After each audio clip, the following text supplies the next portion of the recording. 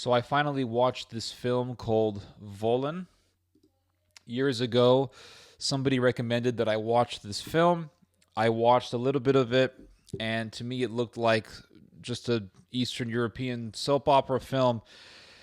I quickly lost interest and I turned off the movie. Then a couple of days ago, with this whole thing happening in Ukraine and with Azov and other ultra nationalist paramilitaries fighting the Russians and gaining more popularity amongst the masses, with the fact that you have Americans and other Westerners making excuses, rationalizing, or expressing sympathy or support for such paramilitaries. With Poland expressing its full support for Ukraine, and with the fact that you have this whole conflagration of fighting in Eastern Europe, thus increasing the prospect of ultranationalism having a very dangerous reawakening in the region, I decided that I would watch this movie. So I did, all 2 hours and a half of it. It's a long film, but I stuck through it. I stuck to watching this movie, even though in the beginning it seemed like I was watching a soap opera. And I was not disappointed with this movie. In fact, I was quite impressed with it. There are times in this film where it seems like you are watching a soap opera. But there are moments in this movie where the talent and the creativity of the director really shines. And there are scenes in this film that are almost like scenes that you would see in an atmospheric horror film, kind of like maybe The Witch or The Black Coat's Daughter or Hereditary. There are moments where it is reminiscent to that style of film, where you don't see people being killed, but you see the aftermath. The visuals in this film can be very beautiful, hauntingly beautiful, I should say, because it is disturbing. There are scenes in this film which are very disturbing, and they are very realistic. So and I think the reason why the director did certain scenes that appeared like a soap opera movie was because the director wanted the audience to become familiar with the characters in a very, very human way. And one of the most human things in the world is romance. So it got you, in a way, it got you to a familiarity with the characters so that when the violence and the evil manifests, you feel more of a connection with the characters. And you do in this movie. You really do. And I felt very heartbroken after watching this movie. It was truly a heartbreaking film. It wasn't like The City of Life and Death, which is a Chinese film on the massacre of the city of Nanking by the Japanese Imperial Army. That film was violent almost throughout the entire movie. This film doesn't really have a lot of violence. It's mainly talking, scenes of romance, love interest, and then you have, mainly though, the film consists of scenes where the tension is building up between the Poles and the Ukrainians. So this film is about a massacre that took place in a region in Poland during the 1940s, early 40s, called Volhynia. And in Volhynia, tens of thousands of Poles were murdered by Ukrainian mobs simply because they were Polish. There were other massacres that took place in other regions. For example, in East Galicia, that was another major. That was another area of that had a heavy concentration of slaughter. But then there were also other areas like Chelm or Kelm, I don't know how to pronounce it, where these types of killings took place. And this is still talked about in Poland. I mean, this is still a major issue. This is not something that's just forgotten. Like in America, we've had very horrific things that have taken place in our history, like Pearl Harbor, and we act as if it never happened. Japan, they're cool. Japanese people, they're cool. Japanese politicians, they're cool. They're all cool. They're all awesome. They're all amazing. We love karaoke. We love Pokemon, anime, whatever weird stuff you want to watch from Japan. It's all awesome. All of it is awesome. And I'm not saying that Japanese people are all crazy nationalists, but enough Japanese people are, and that's what makes Japanese nationalism quite dangerous. But we act as if Pearl Harbor never happened. 9/11, that I mean, we might as well just say that didn't happen either, because nobody even cares about that anymore. Literally no one cares about 9/11 anymore, except for people who are older, and people who care about actually combating evil. We'll talk about 9/11. But for the most part, people just don't care about 9/11 anymore. In Poland, the massacres of Volhynia and East Galicia and in other regions, those massacres are still talked about. People's grandparents went through it. People's grandparents and great-grandparents died, were killed by Ukrainian fascists. These Ukrainians who murdered the Polish people, they were followers of various nationalist leaders like Stepan Bandera, and there was another nationalist leader. His last name was Melinik, and he was another major agitator in the nationalist movement who wanted to see the extermination of the Poles. There were several others. There was another guy. His name was something like Roman Sheplovich or something like that. I don't remember.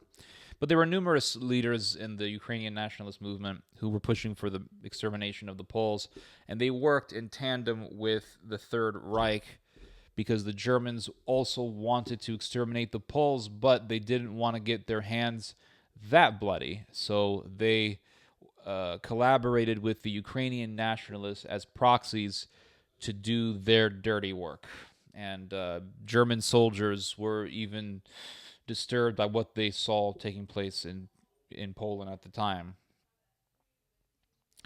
Now, today, Poland and Ukraine have been sort of trying to better their relations, and a lot of people in Poland believe that by helping the Ukrainian refugees who escaped the war that's still ongoing, they're going to better their relations with the Ukrainians.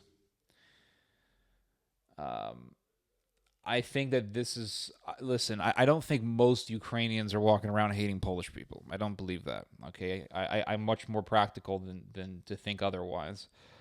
At the same time, though, we have to be wary of the fact that there is a strong and thick atmosphere that still lies in Ukraine, in which there is denial of what took place and a hatred towards anyone and anything that even suggests that what took place at that time actually happened.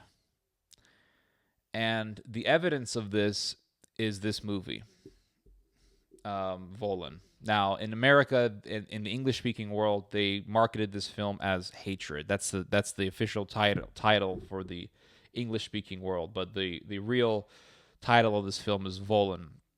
It came out in 2016. Now, the reason why I say this is because this film was actually banned in Ukraine. Yes, it was banned. And I want to read to you guys something. This is from the Wikipedia article on this movie. There's a section on the Wikipedia page. There's a section on the Wikipedia page on the reception that this film had in Ukraine, and I want to read it to you guys because it really does prove that Ukraine indeed has a Nazi problem. So here it is. Following the recommendation of the Ukrainian ambassador to Poland, Andrei Deshchitsia, showing the film has been banned in Ukraine, kind of like the Temple of Doom in India. Reportedly, the censorship was rationalized by the Ukrainian authorities, who alleged that the film could cause unrest on the streets of Kiev. Now, how many times have we been hearing that Russia is an evil tyranny and Ukraine is this Western democracy or this pro-West democracy. How many times have we been hearing that? I've heard that numerous times since the outbreak of this war. Ukraine is a democracy, and they believe in Western values. Why would they ban a movie about the massacre of innocent people by fascist mobs? If it was truly a democratic country, if it was truly a film that believed in freedom of expression, why on earth would they ban this movie? I'm going to read more. The head of the Ukrainian Association in Poland, Piotr Tima, supported the ban by asserting that the film undermined Polish-Ukrainian reconciliation efforts. So, their excuse is, in order to better Polish-Ukrainian relations, we need to ban a movie that accurately depicts what Ukrainian fascists did to Polish peasants in the 1940s. Well, don't you think if you really were trying to reconcile with your neighbor, that you would allow this film to be showed, and not only would you allow this film to be showed, but you would support this film, and you would say, these things happened, we have to reconcile with the past, we have to face up to the facts that, yes, our people did evil things in the past. This happened. We acknowledge it. We don't want it to happen again. We won't support fascism. We won't name freaking streets after Stepan Bandera. We won't support Bandera. We won't we won't make Bandera's birthday into a national holiday. We won't declare members of the OUN, the Organization of Ukrainian Nationalists, as heroes. No, we're going to do that. But the least they could do is show this movie. The least they could do is if there is no Nazi problem, why would this film be a problem? If there is no Nazi problem, this film would have been embraced. Our people did this in the past because Americans are, I don't know if you guys have, most of you guys I assume are American, but I know some of you guys aren't. And if you guys haven't been to America, one thing you need to know about Americans is that Americans individualize everything. That's part of our culture. We individualize everything because America was built on the idea of individuality. We are a product of the Enlightenment. And so when we talk about history, we individualize history, and thus we separate it from the present. We individualize the past, we individualize the present, we make them two separate beings. So we say, well, that happened in the past. Today's Ukrainians are different. Japan did Pearl Harbor. Today's Japan is different. Japan massacred millions of people, but today's Japan is different. In the East, they don't do that for the most part. And Ukrainians will see a movie. They'll say, this film is about who? One of our heroes? We won't watch it. Even though our heroes were mass murderers, I'm not going to watch that. And at least in the United States, we will put films. See, that's the difference. And another thing is that Americans think that everyone thinks like them. That's another thing. Americans will think, well, most of the world thinks like us, right? Most of the world wants what we have. In America, we'll put films about slavery. In America, we'll have films about the Confederacy. In America, we'll have films about the Ku Klux Klan. In America, we will have movies that accurately depict the past. Ukraine doesn't have that. It doesn't. And here's the thing about this film, because Ukrainians will say, well, Poles killed Ukrainians. Okay, that's true. Not going to deny that. The film has that also. The film tries to put each aspect of what occurred. So in the beginning of the film, we're dealing with the Soviet invasion of Poland. And then we have the Soviets killing dissidents, political dissidents. We have later on the Germans taking over. Then we have the Germans murdering the Jews. Then after that, we have the Ukrainians. And Ukrainians come and they want to kill all the Poles. So the film tries to deal with every aspect. And then in the end, we have the violent response that came from some Polish people. And they were Polish people who formed the mobs. And they went out and they murdered Ukrainian civilians. And that was also wrong. And 15,000 Ukrainians were butchered by Polish mobs, and that was wrong. That was wrong. Even though you could argue and say, well, that was a response, but it was still wrong. But the film has that as well. So the film tries to show every aspect of what happened. It tries to be as balanced as possible. And regardless of that, the film was still banned in Ukraine. Tells me something about Ukraine, guys. The Ukrainian media accused the director of making a biased film based only on Polish historical sources, but how come it showed in the end Poles murdering a Ukrainian man? The first such screening was planned by the Polish embassy in Kiev. It was to have been followed by a discussion with the director.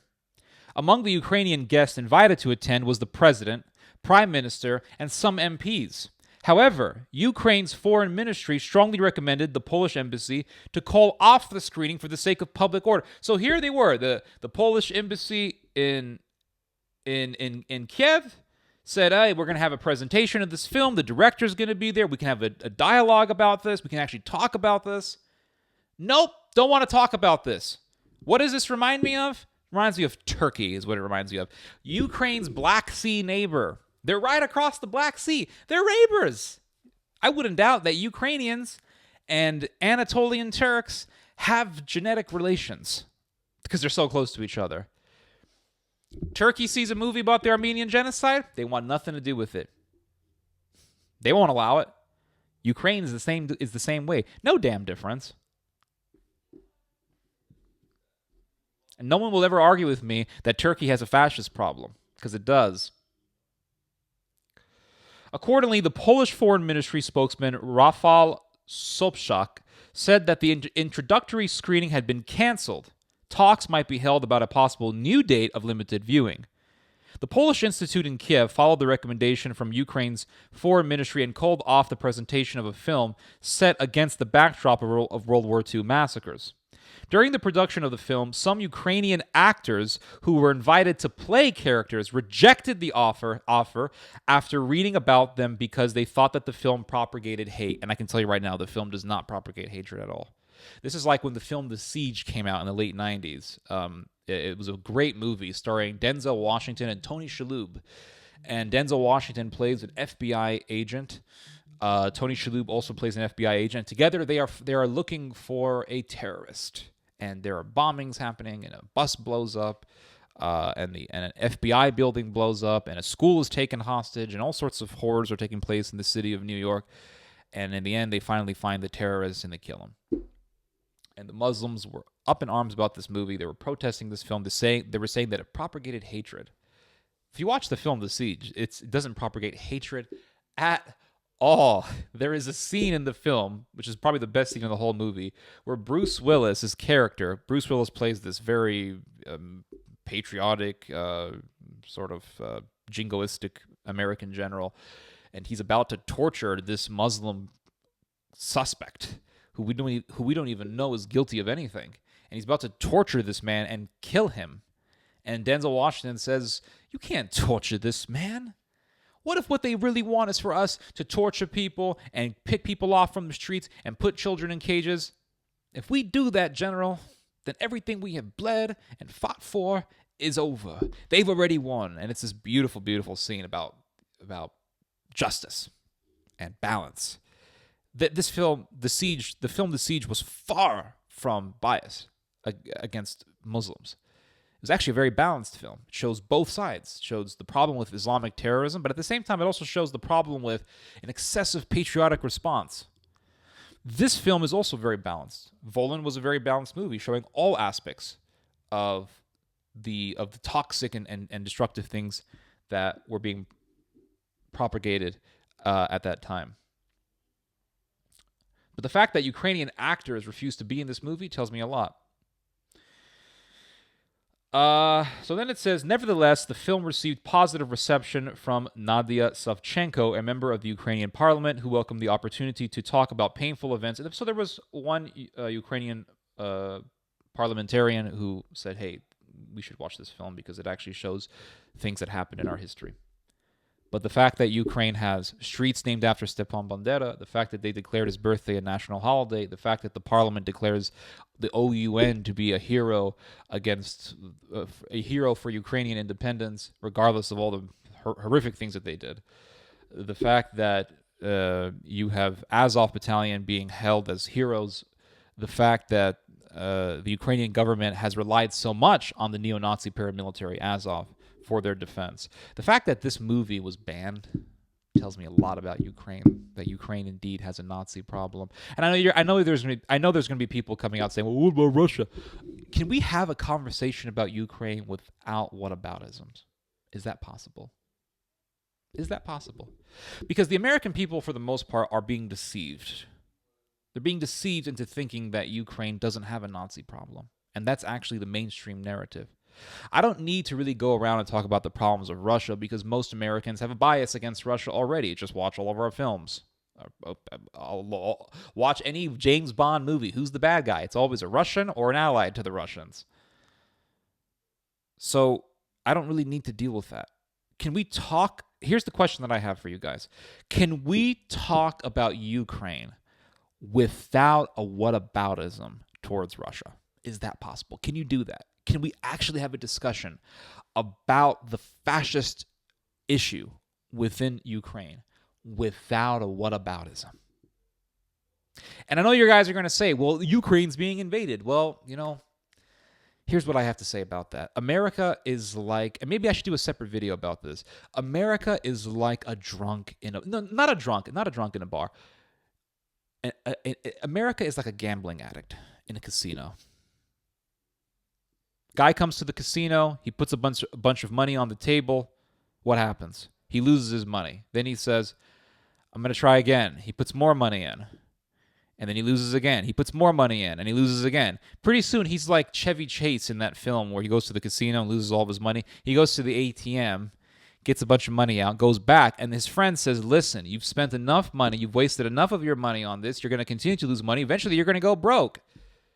And what does the gambling addict say? One more time, I'm going to get the money back, I swear. This is what America has become. Because Saddam Hussein was an evil tyrant. He invaded Kuwait.